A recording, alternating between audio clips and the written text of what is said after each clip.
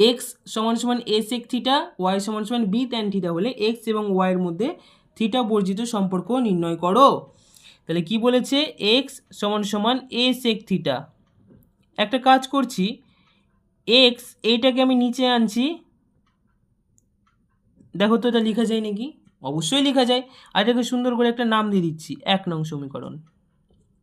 আবার একই রকম করে ওয়াই সমান সমান বি ট্যান থিটা আছে, তো তাহলে ওয়াই সমান সমান বি ট্যান থিটা লিখলাম, বিটাকে নিচে আনছি, তাহলে ওয়াই বাই বি সমান সমান tan theta dot dot dot dot 2 নং সমীকরণ।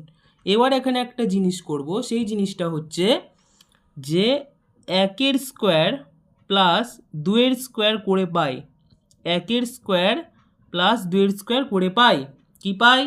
তাহলে কি পাই কি পাই কি পাই কি পাই, এক্স বাই এ তার whole square plus y by b তার হোল স্কোয়ার সমান সমান, ও সরি প্লাস না, মাইনাস করো, মাইনাস মাইনাস সরি সেক আর ট্যান আছে তো, হ্যাঁ মাইনাস করতে হবে, মাইনাস সরি, তাহলে মাইনাস করে পাই, এটা মাইনাস করে পাই, হ্যাঁ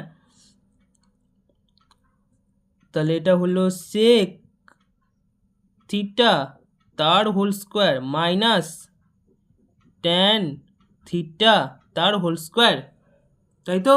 তাহলে এখান থেকে কি লিখতে পারি, এখান থেকে লিখতে পারি এক্স স্কোয়ার